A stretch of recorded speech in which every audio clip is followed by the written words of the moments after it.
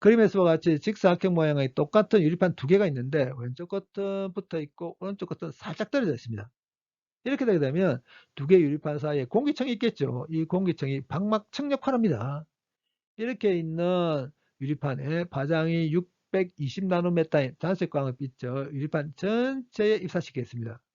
이렇게 하게 되면 유리와 공기의 매질의 경계에서 반사된 빛과 공기와 유리의 매질의 경계에서 반사된 빛이 간섭하게 됩니다.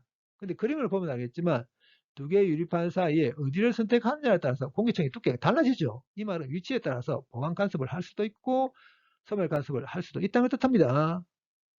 처음 상태에서 위치에 따라서 간섭 무늬가 이렇게 만들어졌다고 했습니다.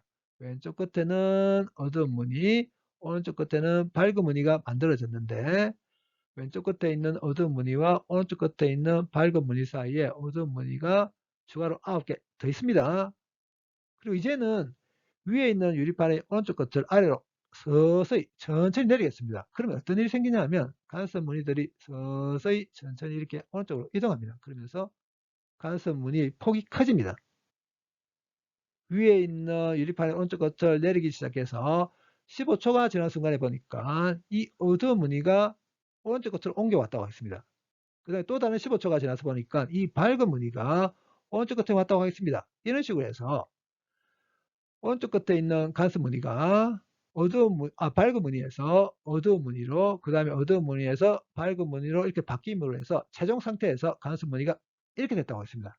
그렇다면 간섭 무늬의 분석을 통해서 오른쪽 끝 간격이 시간에 대해서 얼마만큼 감소하는가 하는 그 감소율, 그 다음에 처음 상태에서 최종 상태로 바뀌었을 때 오른쪽 끝 간격이 얼마만큼 변했는가 구해보도록 하겠습니다.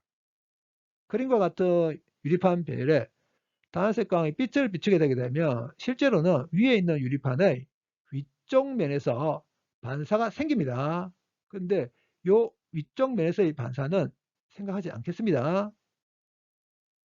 유리로 들어온 빛이 유리와 공기의 매질의 경계에서 일부분은 반사되게 되고 일부분은 공기 쪽으로 빠져나오게 됩니다. 그럼 공기 쪽으로 빠져나온 빛은 공기와 유리의 매질의 경계에서 반사가 되게 될 겁니다. 그래서 이 두 개, 반사된 두 개의 빛이 간섭에서 만들어진 간섭 무늬가 이겁니다.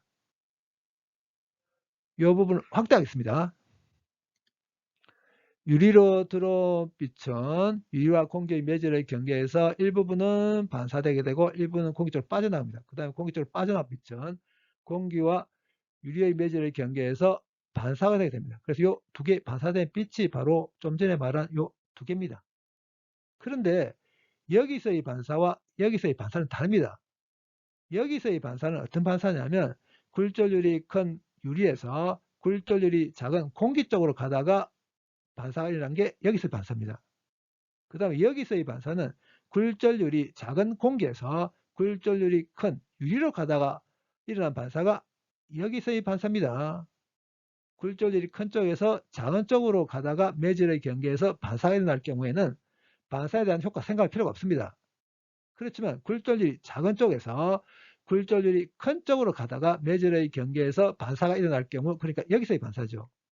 이럴 경우에는 어떤 일이 생기냐면 반사에서 위상이 180도만큼 변해버립니다.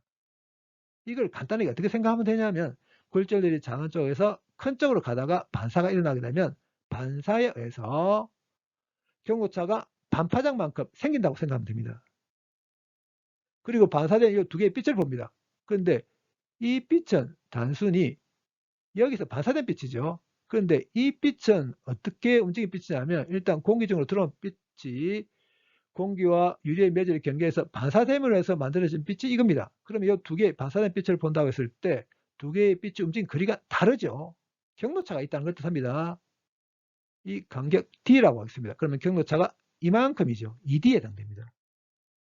그래서 경로차 ED가 반파장의 홀수배가 될 경우 보강간섭하게 됩니다. 왜 그러냐면 여기서 반사에 의해서 반파장만큼 경로차가 만들어진다고 했었죠.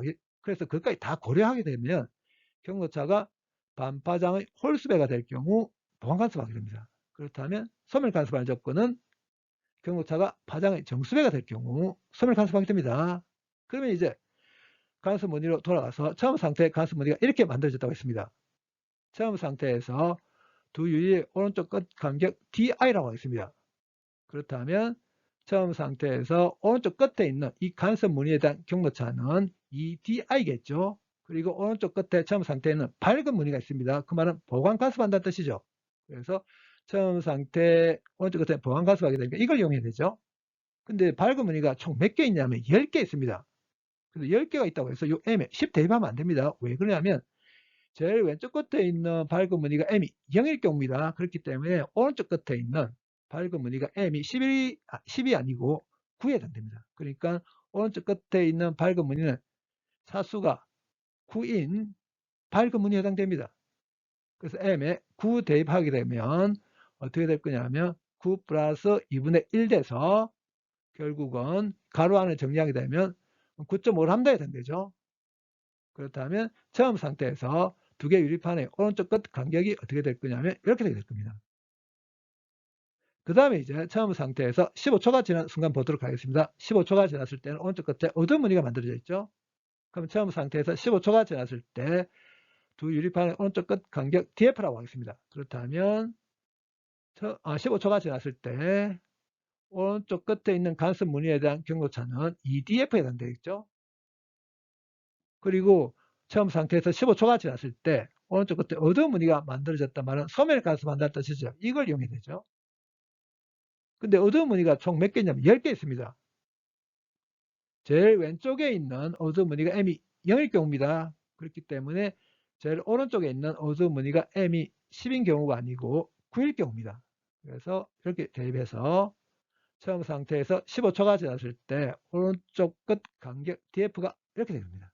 그렇다면 처음 상태에서 오른쪽 끝 간격이 이렇던 게 이렇게 변했다면 오른쪽 끝 간격의 변화량 구해보게 되면 마이너스 4분의 람다만큼, 그러니까 오른쪽 끝 간격이 0.25 람다만큼 감소하게 됩니다.